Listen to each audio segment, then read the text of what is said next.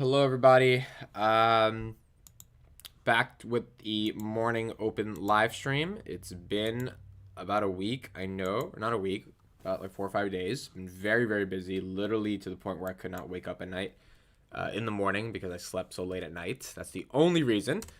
But we're back here, and we are trying to get back on momentum. So, AMC and GameStop, I don't know if you've heard, are exploding. And it's kind of crazy. And so we are going to analyze what the heck is going on with these two companies because it's a little bit insane. Alfonso, hello, hello. Let me tweet this link out. Let's start talking about it. I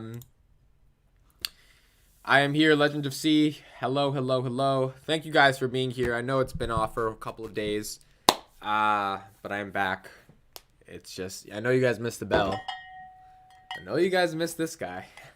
Don't worry, in about 15 minutes, you are going to get waken up if you have not waken up yet. Victor Drew, I know I'm gambling with day trading, but I'm not touching AC. Yeah, me too. I feel you. Mikeish, good morning. Nathaniel Harrison, good morning, good morning. All right, let's get into Webull. Let's talk a little bit about what's going on with some of this stuff because it is a bit crazy. It is a bit crazy. Oh, let's readjust that. There we go. That's me. Let's put that right there. Cool. All right. So, you know, the thing that I wanted to discuss is this AMC stuff because AMC and GameStop both are going to the moon, I guess you could say. And it's a little bit insane. So $29, we're up 44% as of yesterday. It's up 3% in the morning. As you can see, the orders are just flowing right in. Right, people are really beginning to trade the stock. Now, I wanted to give my thoughts on it because I think it's, at least from my perspective, I would kind of like to sort of give my analysis here.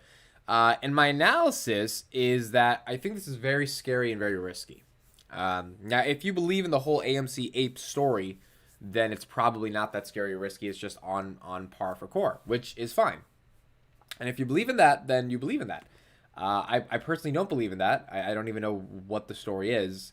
And I'm not saying that in a negative way. I'm just saying, like, I personally am uneducated in that context, right? So for the people that are educated in that context and are, like, you know, sort of framing it in that way, then that's fine. But for someone like myself, I don't get it. And it is scary because there were bag holders, you know, when it was here. I mean, people end up holding the bag. And if we take like a, 5-year chart, when it ran here, this was in June 2021, May 2021, people did end up holding the bag pretty severely, right? If you think of that 72 is going to go to 100, you know, you held the bag. I don't know what the fundamental reason is for the AMC story. And again, I may be uneducated here. I think there's a lot of digging I have to dig into for why people are so bullish on this.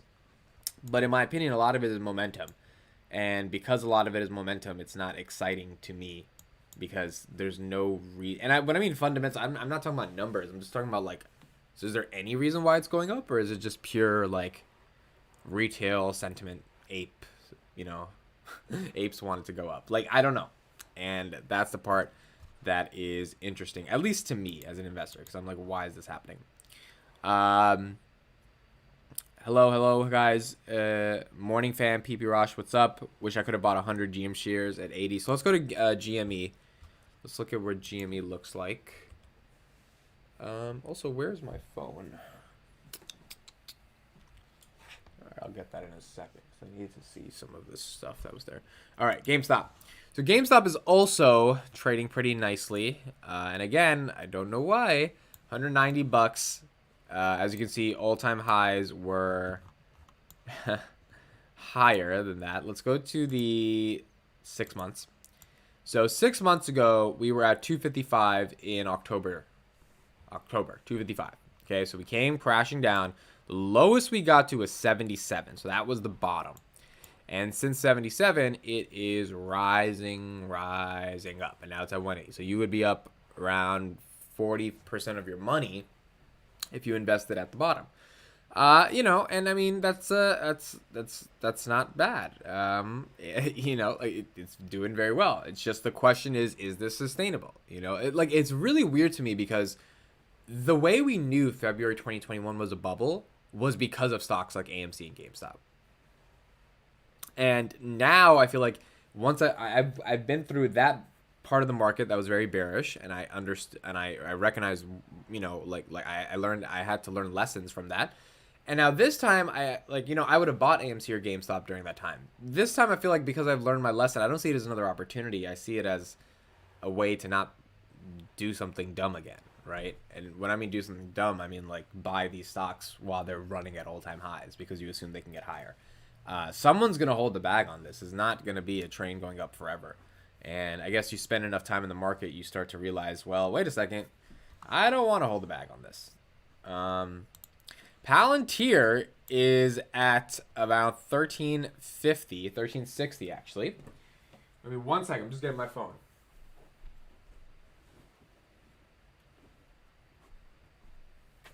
Never mind. I don't know where my phone is. I have zero idea where my phone is. That's so weird.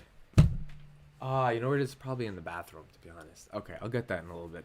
So, 1350. Palantir is doing very, very well this morning. We're going to see how it performs as soon as the market opens. It seems like we're past the... Yeah, so at 1356 pre-market. Seems like we're past the 12s. And if that is the case, Kathy Wood sold at the bottom. Which makes me... just makes me smile a little bit because I'm like, wow.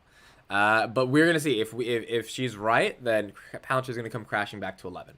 But as of now, she's not right. She's wrong. So we have Palantir doing very well pre-market. Amazon is the big winner, man. If you bought Amazon when it was 2,700, like you're doing nice. Especially with the split that is coming, you're gonna be doing very nice. So to shout out to the Amazon people, if they bought it. There's a lot of stocks you could have bought at the bottom. Amazon was one. Google was one. But Amazon is that one that if you bought it, you got rewarded heavily. And we got to look at PayPal. PayPal was really doing bad. PayPal's up. It's not bad. I think we all expected PayPal to come back a little bit. PayPal was at 92 on March 8th. Now it's at 116. Again, all the way down from highs of around 300. Let's look at Facebook. Facebook's at 203. Is it Facebook at 203? Oh, Meta. Here we go. Facebook at 223. Okay. So Facebook, this was the big earnings drop, 328 down to 232. And it went all the way down to 185. And this is now starting to make its recovery. And we will see how investors feel ultimately long term around Facebook coming back.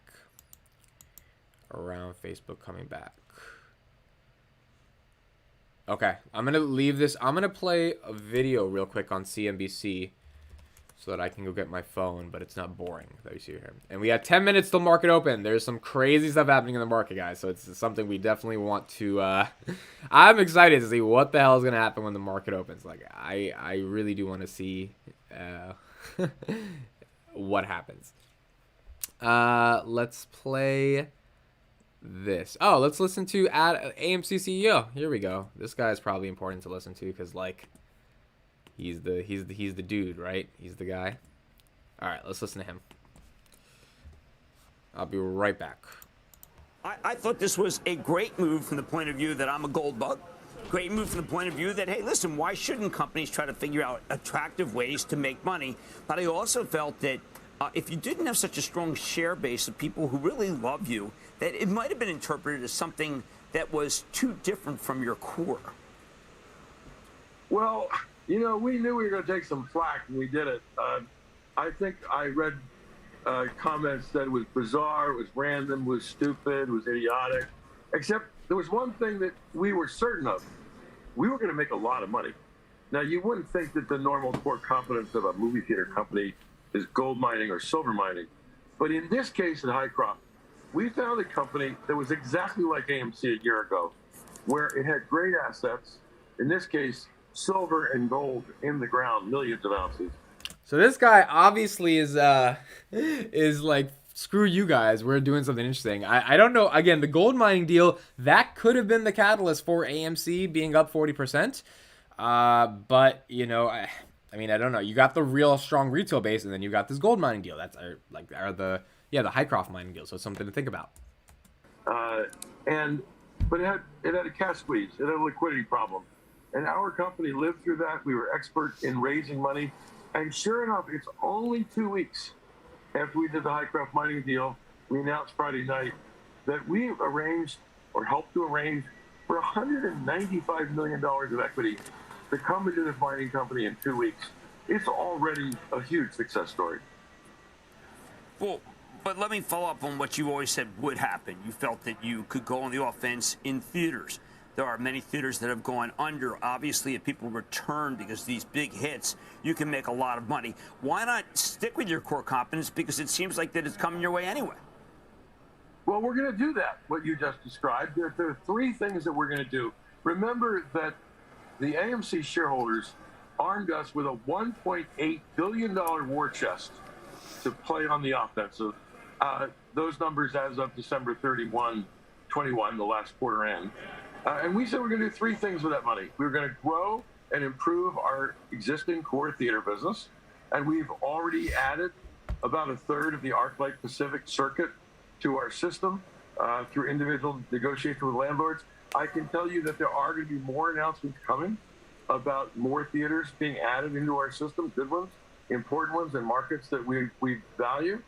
Second thing, we're going to pay down some debt. And third thing, we were going to look for transformational M&A opportunity. And that's what we found in Hycroft Mining. Yeah, but why is the stock running? Because, like, he says, all right, they gave us a $1.8 billion war chest, and he's talking about the new shares that they issued and the money, the capital that they were able to raise. But why does that mean the stock is up? Because all the moves they made, nothing has done anything to move the stock up, right? And again, I'm trying to understand it from, okay, did they make a move that, like, was so bullish, like the buying the gold company? That's not the super bullish move. They didn't like make 7,000 new theaters or something. They didn't innovate in like some NFT movie space. Like, what exactly have they done with the money outside of pay down debt that has led the share price to skyrocket, other than the entire market is trending and a rising tide lifts all boats, and some boats get lifted even higher in that rising tide because retail now gets excited that the market is going up? I mean, to me, what's happening is very obvious. Markets are rallying, rallying meaning way better than it has been in January, February of this year. As a result, retail is getting very excited for some of the stocks they were interested in. So when AMC goes from, 14 to 18, they're like, all right, it's time to get back on the AMC wave. And more money gets pumped into a stock. That's what it's looked like it's happening, not like anything really transformational. Well, Adam, it's David. Again, then back to this idea of core competence and what you just said, you're experts in raising money. It would seem to me, and correct me if I'm wrong, that you see a real opportunity here as a competence in terms of finding another business perhaps that is in a cash crunch position and applying what you now have as this following of your shareholders to basically turn their fortunes around, whatever they may be. In this case, it was Hycroft. The next one might be another one. I mean, is that the new core competence of AMC, to sort of use the memesters that you have to help turn around the fortunes of a company because they're willing to put money behind it? Well, look, I think I have to say the answer to your question is yes. And we proved it because in addition to the money that Eric Sprott put in, who's a gold and silver mining expert, so we have some real credibility in the investment in Hycroft, because if it wasn't an impressive mining potential, Sprott wouldn't be there with us with his own money and the money we put in. But like, we just raised another $139 million in 9 trading days. It's $195 million going into a company that 3 weeks ago had a market, I guess it's 2 weeks ago, had a market cap of $19 million. This is an enormous amount of capital. What is the market cap of AMC? Hold on. What is the market cap of this bad boy? AMC's at 30, by the way. It's gonna be a fun day. AMC. If AMC's 15 billion, he's talking about the gold and mining company. All right. Let's say it's last minute, then we'll move on. Right. The capital markets are allowing us to inject. Yeah, and was facing potentially its own cash crunch. But I mean, they're going to need as much as $1 billion to make this true transition. Isn't that correct? To sort of get that new mill to process what remains in terms of the mine, when it comes to sort of the oxide ore running out and then, being able to process the sulfide ore. Is that correct? Well, we are going to leave the running of the gold and silver mining company to the experts. We're experts in balance sheets. Eric Sprott is expert in gold and silver. So is Highcroft Mining. All right, that is interesting. Well, I guess we'll see what happens, right? I'm excited for morning open, guys. I'm excited for morning open because I want to see what happens with these stocks. I want to know if we're back in January 2021. Because if we are, Palantir going to go to 45, baby. Oh, man. No, I don't think the market has a rally in it, the levels that we saw in 2021. It wouldn't make any sense. But I also want to review some of Kathy's stuff. Roku's at 128. All right. What about T-Doc? T-Doc's at 69. Okay. What about Zoom? Zoom's at 117. Okay. I mean, these are the main players for her, right? Palantir could have been. Oh, also, she sold Tesla right before it had its run. And I think she kind of had to because of the 10% rule, but sheesh. Like, I guess we got to see if this actually allows ARK to come back. We're going to have to see. We're going to have to see if this actually allows it to come back. Okay. The bell just fell. Are you guys ready? Market's about to open. Just looking at the comments. People say I did a DCF for AMC. Fair price is $5. Yeah, the market. It's not gonna agree with that. At least not now. Amit, how about getting someone well versed in AMC on the channel? Yeah, I'm down. I'm absolutely down. I would like to talk to them. I mean, like if I could talk to Trey Trades or something, that would be awesome. Can you show us the S&P heat map upon when it opens? Is that a feature in Webull? Is that? If not, I'll find it. But like, I want to know if that's a feature in Webull. That should be a feature. Oh, yeah. Look at that. Heat map. Okay, there we go. So I'll show it on open. So, 9:29. It's almost time. Waiting for that final countdown. These are the stonks. We are going to see what happens in about 30 seconds. We are going to see. AMC going to start handing out golden plated ticket stubs. All right, market open. Hopefully that woke you guys up. I don't feel bad about it. We all need to wake up. Boom! Lot of green. Lot of green. Let's go to S&P, that heat map. I was just there. There we go. Let me make, how do I make sure this is a heat? I believe this is everything. Well, this is, I don't know if this is the S&P, but these are definitely a lot of sectors. Let's see, global index, Forex index, explore lists. Well, everything's green, at least as we can see. Oh, that's my watch list. Okay. Most things are pretty green from what I'm looking at. All right, we'll go back to that. Here's the watch list. Yeah, I mean, there's very few red. There's red on some Coinbase. There's red on the British pound. There's red on the US dollar. The rest is green, baby. We're green. It's a green day. It's a green day. All right, let's get into some individual stocks. Let's see what's going on. Palantir, where are we at, buddy? Are we holding up? 1370. Let's go. Not bad. Not bad at all. Palantir. It's amazing to see that I'm up in my portfolio. 1370. All right. 14, baby. We got to beat that. Now, the question is, do we sustain this? That is the question. Can we sustain this or can we not sustain this? Facebook's at 226. Tesla has ripped through 1100. This is what we're going to see if this is sustainable. Can they keep this going? $1,243 is the all-time high on Tesla. We will see if Tesla can keep it going.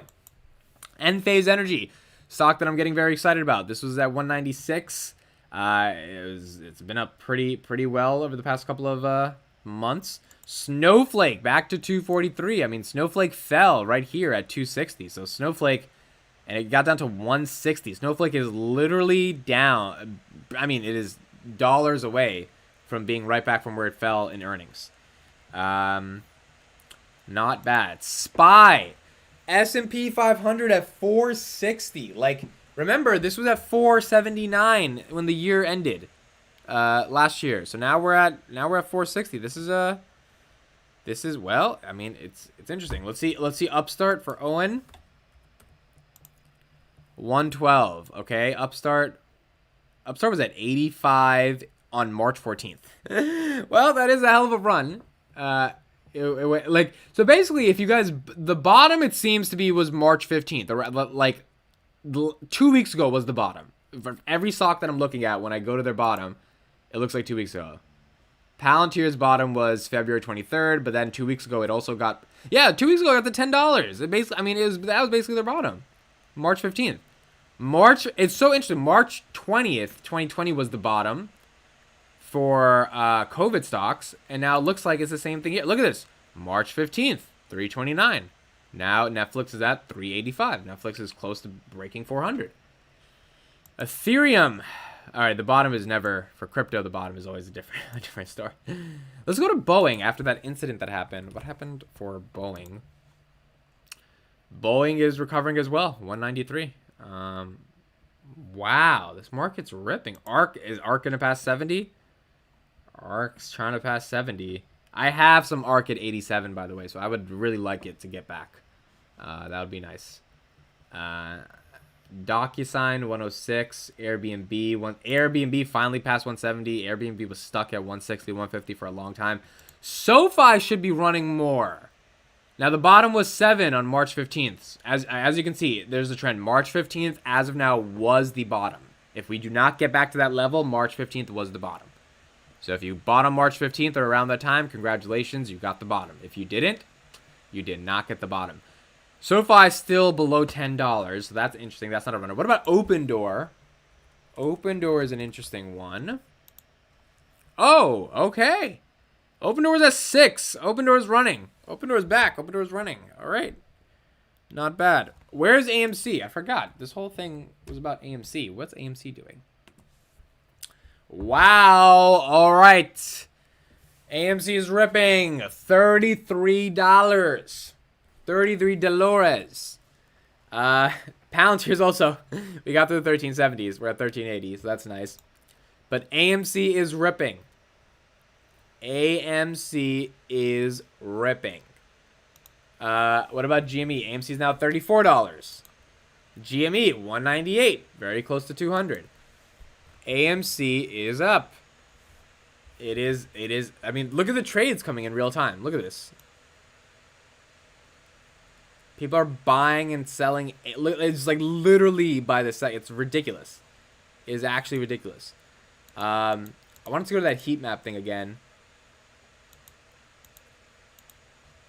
Yeah, so this is what it looks like in total. Add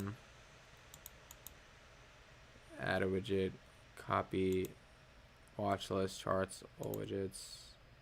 Okay, I'll figure out how to do this later. But it's green, right? We can see the market is very, very green. Wow. What do you guys think about AMC? What do you guys think for why it's going up? SoFi makes the majority of its revenue from student loan. Yeah, the student loan stuff. I saw the guy on the Yahoo Finance interview. He was like, we need to get these student loans taken care of. He definitely wants to make his student loan money back. Open is a stock you want to swing trade. Yeah, I agree. I mean, if you were going to trade something, it would be probably open stock. Now the main catalyst for this may be the Russian news. The Russian news is kind of big if you think about it, but I don't know how true it is. So the Russian news is that Russia will sharply cut military operations near the Ukrainian capital of Kyiv and Cherniv following talks in Turkey. Ukraine seeks a ceasefire agreement, inverted yield curve, and stagnation fears. So any use of a chemical weapons by Russia and Ukraine carries a high risk, low gain for Vladimir Putin, which means like there's not really an upside for Putin to like continue to do bad stuff in Ukraine. And there have been talks that have emerged that they're going to settle things down.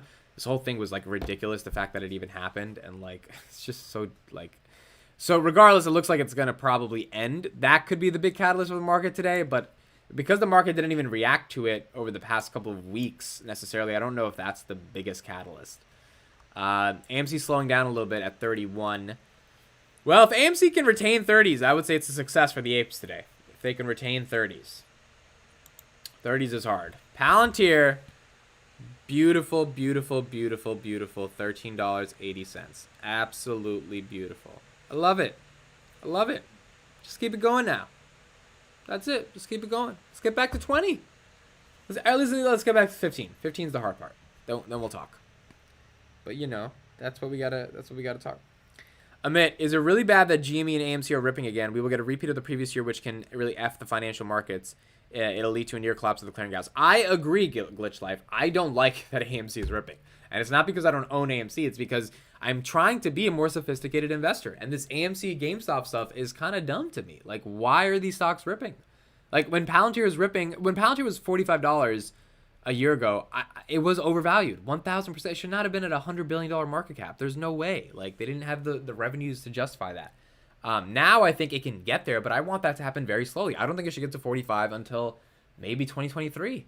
Like, and that's just being honest, because I want a slow run so that when it gets to 45, it is sustained. It's not like selling off constantly. It's so hard to get a stock to sustain its run, which is why the Tesla story is so interesting, because Tesla has that cult-like following. Most people should be taking profits here. You're up, Tesla's $1 trillion now, but they're not because they really believe in its growth. But there's growth to back it up. That's a different story than AMC or GameStop. What? They're halted? Ah, they're halted. Hold on, let me go to Robinhood right now. Let me see if I can trade it. It's halted.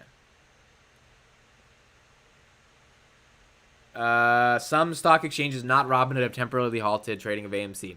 Why are they halting it? Like, is it that much momentum that they're halting it? That's insane, bro. This just feeds into the arguments of the apes that the institution and the governments don't want them to succeed. So but I mean, obviously, I don't know why. I'm not part of the SEC committee that halts stocks, so there's whatever reason there is. But it's interesting. Daniel Ayub in the chat says, look at AMC. We looked at it, bro. We looked at it. What else is in the chat? Yeah, I think that's it. I got through all the comments. So it's super interesting to see what's going on here with AMC and GameStop. Teladoc broke back 70. So broke back, the 60s range. So it's in 72. Ethereum is up heavy. Let's go to Bitcoin.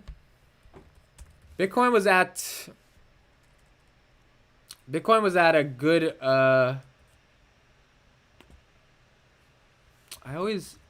doesn't show. Bitcoin was at a good level a couple of days ago.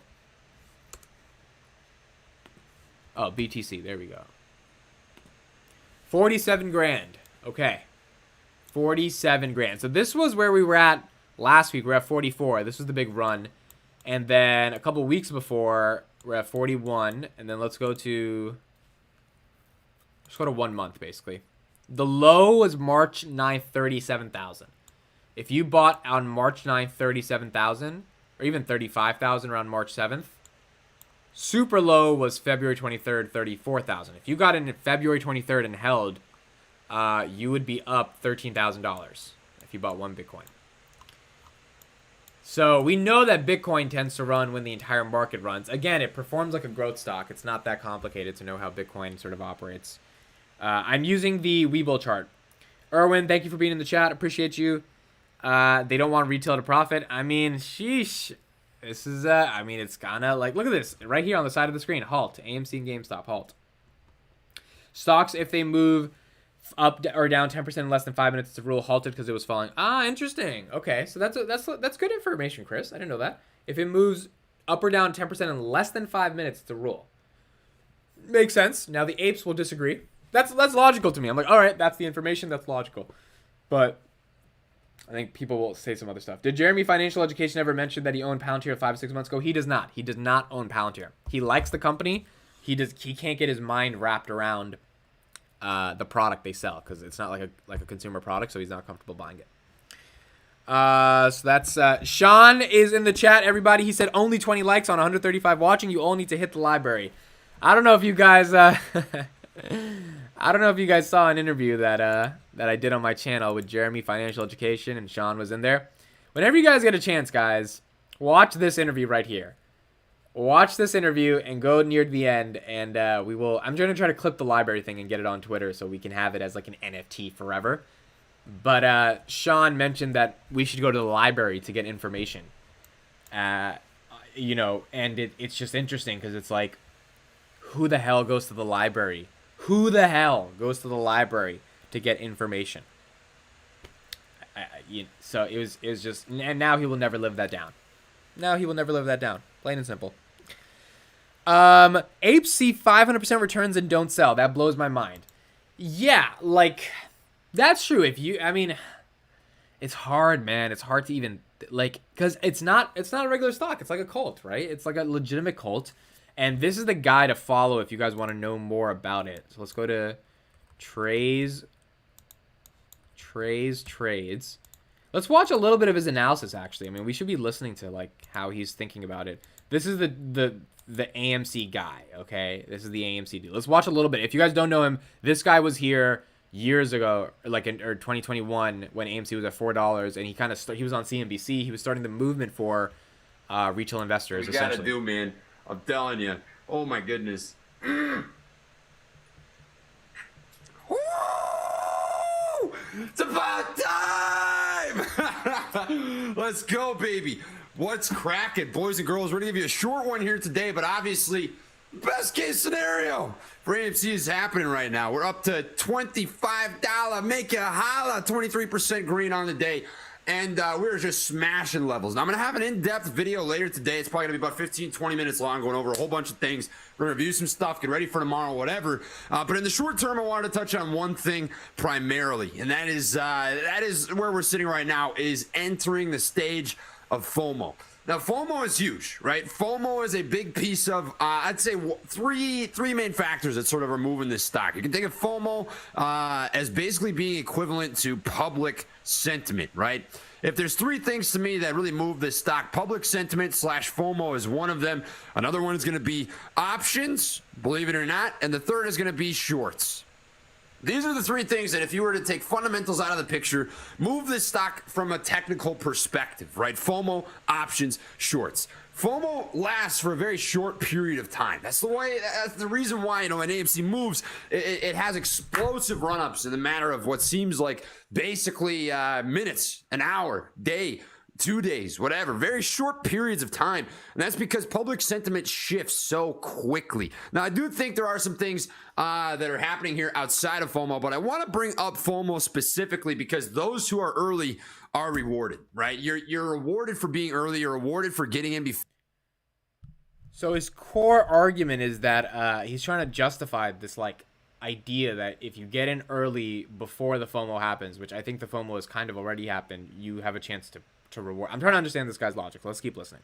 Before FOMO starts to take place, and I wanted to bring this up because I think it's important to be able to protect yourself. If you're missing out as a powerful tool, it can really move stocks quick. I mean, you can see the volume today is absolutely nasty. I think a lot of this is likely algorithms. We do see so far on the day a total volume of what appears to be 119 million, and we are only midway through the day. We have not entered power hour. I don't even think you've seen the high of the day yet. I think you're going to see a new intraday high as time sort of passes, but protect yourself. That's all I got to say, right? Charts, no matter what a stock does, no matter what the stock is, they follow the same ebbs and flows. We've talked about this before. Stocks that go up always come down. Stocks that go down always come up. That's the ebb and flow of the market. You're going to see waves and rallies and this and that. Take advantage of the bear rallies in the midst of this super solid bullish rally to grab dip buys. I think that's really the opportunity here if you are trying to average your way down or you're trying to get a bang for your buck or whatever. At the end of the day, it's up to you. What you want to do is your decision. I'm not here to tell you to buy. I'm not here to tell you to sell. All I'm saying is think before you make a decision. Don't make a decision out of emotion. Make a decision out of logic. You're going to be walking away pretty solid. So I agree with that. Please don't make a decision out of emotion when it comes to AMC, because I was in the position where I felt the FOMO back in 2021. It is a dangerous position to be in because, I remember it went from 30 to 40, 40 to 50, 50 to 60, 60 to 70. And then I'm like, well, why don't I buy at 70? Because it might go to 100. Now I didn't, but it's not the right. I mean, and I know these are not fundamental plays. I'm not saying these are based in, and they shouldn't be based in anything fundamental. The problem is I don't understand what they're based in outside of retail momentum. And like that to me is not like, that's not something you want to gamble with. I mean, if you want to gamble with it, all right, but that's not something I think that's like a reasonable way, especially if you don't have the money to lose on stocks like these. We're sitting freaking nasty right now. Probably the only other thing that I want to talk about before later today's video is the shares on loan. The free float on loan is the highest that it's ever been. I've never seen in the last year and 3 months 137 million total shares on loan, which tells me one thing. It tells me that shorts have actually been adding to their positions over the previous couple of days. You really haven't seen much short covering, really none at all, to be honest. Granted, there is a lag in terms of settlement cycles, so keep that in the back of your mind. We're not going to know things for a couple of days, but you are going to know when you see massive pops like this. Like this, to me, is probably a combination of some shorts covering positions out of the shares on low that exist, and perhaps some gamma ramping. I mean, I think this is just a pretty clear-cut example of the power of the three things that I just mentioned, which is FOMO, options chain, gamma ramping, and shorts covering. Now So he's talking about FOMO, options, volatility, and trading, and shorts covering. Those seem to be the three catalysts for why AMC is taking off. Let's take a quick look. There's 2 minutes left of that video, but let's take a look at the stock. Is it still halted? Okay, it's not halted anymore. 29. Palantir's at 1370. The trades are coming back in. Might get halted again. All right, let's finish this. We haven't seen, obviously. I mean, you can look at the data. You can see this clear as day. You can just look at this with me. 20.89% current short interest for free float. We're sitting where we're sitting.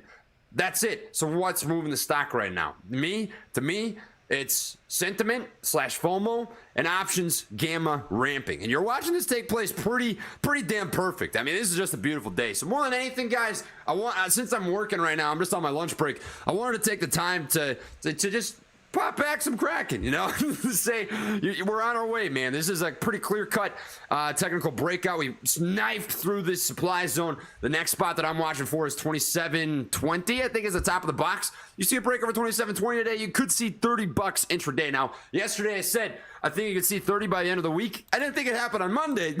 Well, he was right. But it's possible. It really is. We're going to give you a more in-depth update later today, but Cowabunga. Cowabunga is right if you are in AMC, and hopefully one day Palantir can say Cowabunga as well. But this is this guy's thing. I mean, he talked about other stuff, but AMC is his thing. He was the guy doing AMC a while back. Let's go to. So this is 9 months ago, right? This is AMC Live, the mother of all gamma squeezes. This is when he was talking about it. Let's go to Trey's Trade on CNBC. Let's look at his interview on CNBC. Here we go. There's 13. We're gonna listen to a little bit of this. Let's dig deeper into AMC with two traders with real skin in the game. Joining us now in a Fast Money exclusive, Trey Collins and Matt Kors. Excuse me, guys. Great to have you with us. Welcome. Hey, appreciate that, Melissa. Thank you very much. Trey and Matt, are you, first of all, Matt, are you guys friends? Yeah, definitely. Have you guys done this before, Trey? Together? Get interviewed together? No, this is the first time. But me and Matt have been good buddies for a while. We chat on the phone a couple times a week for sure. Trey, same question to you, and I'm sure that you probably echo. This is when AMC was $60 back in May 2021. Some of what Matt had said, but in terms of other reasons behind this sort of cultural force that's behind this stock, what is the reason why AMC will go higher in your view? I think AMC is going to go higher because you're looking at a new breed in the stock market. You're looking at apes. We're looking. So this is his analysis back then, right? Very important to understand. This is the mentality this guy was on and the sort of movement he was campaigning. At old traditional investing styles and methods, and that's really not what you're watching taking place here. It's a kind of a revolution, you could say, in terms of what's going on for new trading. It's a new opportunity to make money. You can see the story on the chart. The chart is bullish. It's consolidating in that $55, $60 range. That shows strength. It shows that people are holding the stock, anticipating. Okay, so that was obviously all incorrect. I mean, none of this was right. The whole thing crashed. So, when I get really scared when people say words like revolution, because when you're talking about revolution and movements, you're talking about something very big, and these guys don't control. Apes do not control Wall Street. Wall Street controls Wall Street. Algorithms and market makers control Wall Street. Market makers are allowing this to happen right now. They can allow it to not happen. It's very, it's like, so when he's talking about a revolution, well, the revolution failed. I mean, it didn't last. It crashed. And so is the revolution coming back? Maybe. But it's funny that the revolution is coming back when the market becomes green. And again, there's not to hate on him. Or there's literally just my analysis on just what is this? I'm all for stocks going up. I'm all for retail having power.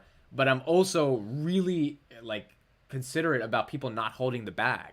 And you just don't want people to hold the bag. Why do I advocate for Palantir? Because I think it is massively undervalued. And I don't think there is a bag holder at $13. I think 10 to 13 truly is a bottom based upon all the analysis we've come up with, which is a lot of, is 400 videos of like all the deals that they're doing that the market just doesn't understand right now.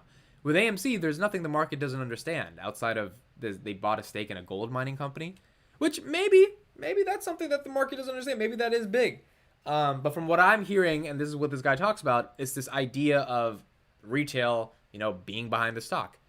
And that revolution is the basis, the investment thesis. And I'm personally not on board with it. I'm not trusting a revolution in a company or in a retail community that would sell and leave me holding the bag.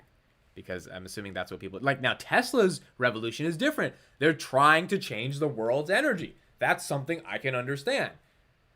AMC's revolution has nothing to do with movie theaters. It has everything to do with the revolution of the revolution. It's not a revolution of something. It's a revolution of people coming together and trying to go stick it to Wall Street. It's just not the most interesting to me. And it's going to go higher. And that's why I think it's going to go higher ultimately. Let's be clear, because Trey and I got a chance to chat on the phone yesterday a little bit, Matt. Unfortunately, we weren't able to connect. But we were making the point that it's not necessarily the fundamentals. I mean, if you want a fundamental analysis of this stock, you go to traditional Wall Street research. You can pull all that up as much as you want, get the research report that'll say a penny a share, et cetera, et cetera. But does fundamentals ever factor? I mean, in terms of, knowing that AMC has raised cash, knowing that its debt has been upgraded by S&P, knowing that it's going to buy a chain of theaters in California, does that come into play at all in your narrative for the stock, or no, that is a sideshow? Very, very minimally, much more closer to it being a sideshow. And the reason I'm saying that is I don't want to completely ignore it because I know that's the common argument against it. It's fundamental analysis. So in my opinion, the fact that from the start of 2021 until this very moment that we're talking. So I looked at Matt Kors on YouTube. This guy, he has 12,000 people watching him right now. And this guy talks about AMC. Interesting, man. It's very, very interesting. Talking right now, the fundamental trajectory of AMC has improved. So I think that's almost weakening the argument against it. But I just want to reiterate the fact that this is not a fundamental long-term investment right now. This is much more of a swing trade, much more of a momentum trade. It is just... Okay, so at least this guy's admitting. He admitted it, that this is a swing trade. I don't know if the trades guy's admitting, but this guy's like, yeah, it's a swing trade. I'm in it for the money. So that I can respect that. A trade. The discussion for a fundamental investment would take place after this short squeeze narrative fully plays out. That's a good point. After the short squeeze is done, then you can talk about what it means from a dimension. Okay, so this guy seemed a little bit more genuine. I don't know if Trey thought this was a short-term trade. I don't think he did from the other content I've seen of him. So, okay, at least back then he thought like it was just to get money. So can you guys walk me through, and Trey, I'll direct this to you. Can you walk me through what are the factors in place for this, what you guys call the mother of all short squeezes, to take place?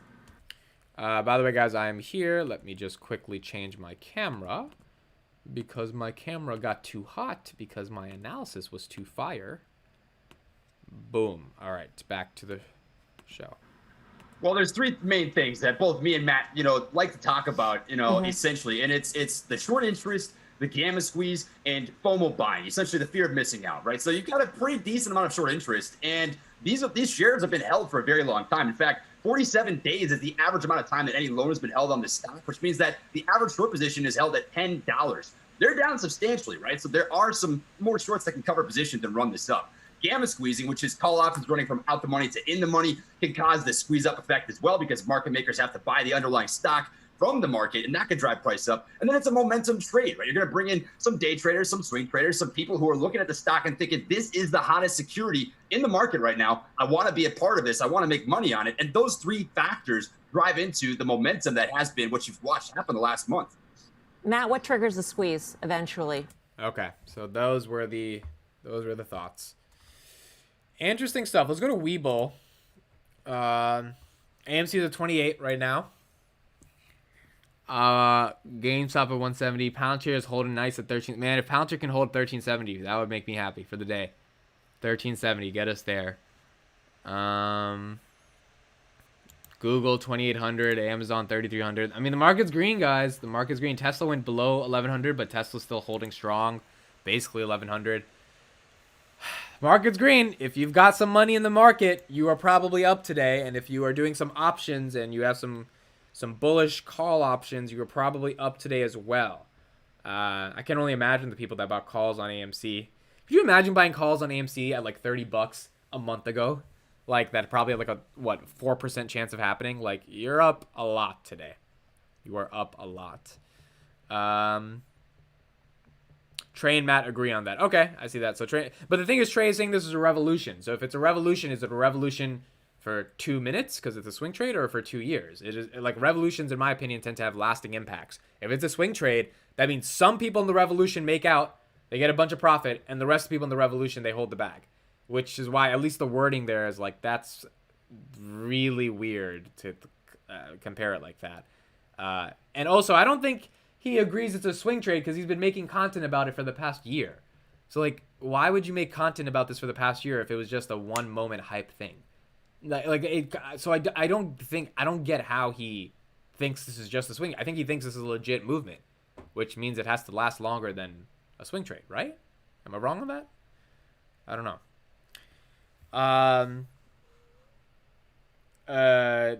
Jacob says they AMC had a 1,200% gain and they thought they would have more. Yeah, I mean, AMC went from 5 to 60, and on that CNBC interview, they were talking about, oh, there's more room for it to happen. I mean, it went to 72, so I guess there was more room, but it's hard to imagine there's that much more room there. Upstart's at 120. Owen, how much are you? Owen, what's your average on Upstart? What is your average on Upstart? I think I know. I think you said it's like 103 or something. But yeah, guys, this is interesting. If you have money in the market, you are making money. Let's just say that. You are making some good money today. DNA is up 14% as well. Yeah, DNA is doing decently. Up to $4.2. I was covering this a while back, like a couple days ago. Lows of around 2.8. That's what the lows were, 2.8. It was highs of 15 a year back. That's when Kathy was buying it as well. Lows of 2.8. It's getting back up to the 4 mark. All right. So Sean says swings typically measure in months. Amazon after 2001, that was a revolution. I agree. And the thing is, it's been months for AMC, right? So that happened in May. We're almost a year later now, basically a year later. So I would say 10 months. So like if this, and the market collapsed since then in the context of AMC at least. So maybe this trades guys like, all right, let's do the next couple months to get this swing trade going, which I don't blame him for doing. Like if your whole channel is around AMC and you're doing content around AMC, then yeah, make that content. I mean, like that's what people want to hear from you. And and I think Trey's is one of those guys that, because he's been talking about it for so long, he genuinely believes AMC can really, really run, but it's not going to be something that lasts forever. It's going to be a trade. Roku is up 133. Roku's up 4% today. So Roku is, I think Kathy was buying it right here at 100-ish. So she's doing well on Roku. Yeah, Roku's it's doing good for her. If she sacrificed Palantir to buy Roku and she got in around 100, 105, she is up very well. That is great for her. I mean, that's kind of what we thought the strategy was. Obviously, I just think long-term Palantir has way more potential than Roku. But that was kind of what she did. Owen has it upstart at 110. Okay, not bad. Good average. Palantir's hitting at 1380. So 1385 was our high. 1385 was our high. I mean, I would call it recovering money, not making. That's true. They are trying to recover it. Is Amazon overpriced? Why does it keep going up? And even though the earnings were not that great, Amazon, first of all, did a split. And as we see with Tesla, when you do a split, the psychology of investors, for some reason, which, I mean, the reason is that a $3,000 stock becomes a $140 stock. It seems like it's more viable.